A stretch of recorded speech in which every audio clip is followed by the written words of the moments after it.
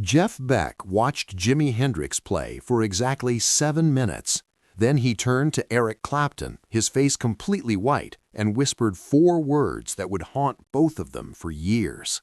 "He's going to kill us." What happened in that London club on October 1st, 1966, didn't just introduce the world to Jimi Hendrix, it destroyed the confidence of the 2 greatest guitarists in England. The Bag o' Nails was a small, exclusive club on Kingly Street in London's West End. It wasn't the biggest venue or the most famous, but it was where the music industry elite went to see and be seen. On any given night, you might find members of the Beatles, the Rolling Stones, or the Who drinking at the bar. Musicians came there to relax, to network, and occasionally to check out new talent. October 1st, 1966 started as an ordinary Saturday night at the Bag o' Nails. Eric Clapton arrived around 9 p.m., fresh off a recording session with Cream.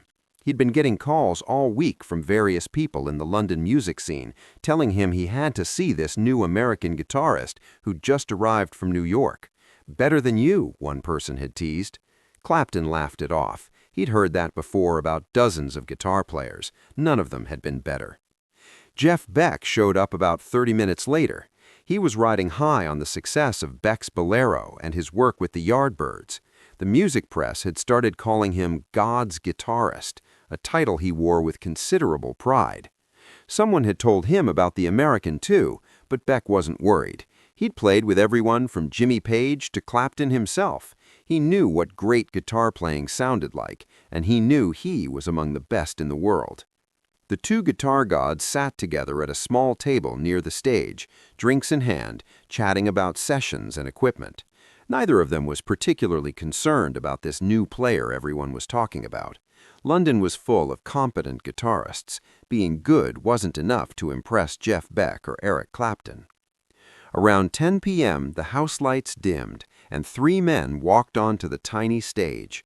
Noel Redding on bass, Mitch Mitchell on drums, and a thin black man with a wild afro carrying a white Fender Stratocaster. This was Jimi Hendrix, though at that point almost nobody in London knew his name. Jimmy didn't say anything to the audience. He just plugged in his guitar, checked the amp settings, and counted off the first song. What happened next would become one of the most talked about performances in rock and roll history. The opening notes hit like a physical force. This wasn't just loud. London had plenty of loud guitar players. This was something else entirely.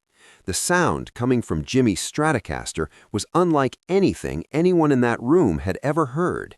It was aggressive and sensual at the same time, violent and beautiful, chaotic and precisely controlled. Clapton stopped mid-sentence and turned toward the stage. His expression changed from casual interest to intense focus. Beck put down his drink, leaning forward in his chair. Jimmy started with Hey Joe, but it bore almost no resemblance to the version that other bands were playing. He'd completely reimagined it, turning a simple folk rock song into something epic and dangerous. His fingers moved across the fretboard in patterns that seemed physically impossible. He bent strings in ways that shouldn't work, but somehow created beautiful, crying tones. 3 minutes into the song, Beck's hands started trembling slightly. He gripped the edge of the table to steady them. Clapton's face had gone pale. He was staring at the stage with an expression somewhere between awe and horror. By the time Jimmy finished Hey Joe, both guitarists knew they were witnessing something that would change everything. But it got worse. The second song was Wild Thing. Jimmy didn't just play it, he destroyed it, rebuilt it, and transformed it into something completely new. He played the guitar behind his back, then between his legs, then with his teeth, all while maintaining perfect pitch and rhythm. But these weren't just tricks. Every unconventional position somehow created sounds that were even more expressive than conventional playing. Beck leaned over to Clapton. His voice was barely audible over the music. "How is he doing that?" Clapton just shook his head. He had no answer. By the third song, something had shifted in the room. The casual Saturday night atmosphere had transformed into something approaching religious fervor. People had stopped talking completely. Even the bartender had stopped serving drinks to watch. 7 minutes. That's how long it took for Jeff Beck's entire worldview as a guitarist to collapse. 7 minutes of watching Jimi Hendrix play, and everything Beck thought he knew about the instrument became obsolete. He turned to Clapton, his face drained of color, and said the words that would become legendary among musicians. "He's going to kill us." Clapton understood immediately. Beck wasn't being metaphorical. They were watching their careers end in real time. Everything they'd accomplished, every innovative technique they'd developed, every bit of praise they'd received, all of it was about to become irrelevant. Because this American guitarist they'd never heard of was playing at a level so far beyond them that they might as well be beginners. "Should we leave?" Clapton asked. "I can't. I have to watch. I have to understand how he's doing this." They stayed for the entire 90-minute set. Both of them took mental notes, trying to decode what Jimi was doing. But the more they watched, the more impossible it seemed. He was using feedback as melody. He was making his guitar sound like it was talking, crying, screaming. He was playing rhythm and lead simultaneously, creating a wall of sound that seemed to require multiple guitarists, but was coming from one man with one guitar. At one point during the set, Jimi looked directly at Beck and Clapton, seemed to recognize them as fellow guitarists, and smiled. Then he launched into a solo that was clearly designed to show them exactly how far beyond them he was. It wasn't malicious, just a statement of fact. "This is what I can do. Can you?" The answer, both of them knew, was no. When the set ended, the crowd erupted in applause, but Beck and Clapton just sat there, stunned into silence. Other musicians in the audience were having similar reactions. Pete Townshend from The Who looked like he'd seen a ghost. Members of the Animals were shaking their heads in disbelief. Chaz Chandler, the Animals bass player, had brought Jimi to London specifically to shake up the music scene. He'd succeeded beyond his wildest expectations. In 90 minutes, Jimi Hendrix had redefined what was possible on electric guitar and terrified every established guitarist in London. After the show, several people tried to approach Beck and Clapton to talk about what they'd just witnessed. Both guitarists left the club without speaking to anyone. They walked out into the cool October night in silence, each processing what had just happened to their careers. The next day, Clapton called Beck on the phone. "Did that really happen last night, or did I hallucinate it?" "It happened," Beck said. "I couldn't sleep. I kept hearing those sounds in my head. How was he making a Stratocaster sound like that?" "I don't know," admitted Clapton, "but I'm going to find out. I'm going to see him play again. I have to learn." Over the next few weeks, both Beck and Clapton became regular attendees at Jimi Hendrix performances. They'd show up at clubs where Jimi was playing, stand in the back and watch intently, trying to understand the techniques he was using. Sometimes they'd bring other guitarists with them. Jimmy Page came, Pete Townshend came, even George Harrison showed up one night. All of them had the same reaction, equal parts inspiration and devastation. "It's like he's from the future," Beck told a journalist a few weeks later, one of the first times he spoke publicly about Jimi. "Like someone sent him back in time to show us what the guitar will be capable of 50 years from now. The rest of us are playing in 1966. He's playing in 2016. Clapton's response was more personal and more painful. He'd built his entire identity around being a master guitarist. The graffiti "Clapton is God" had started appearing on London walls, and now suddenly he felt like a fraud. If he was God, what did that make Jimi Hendrix? The experience sent Clapton into a period of deep self-doubt. He began questioning everything about his playing style, his tone, his approach to the instrument.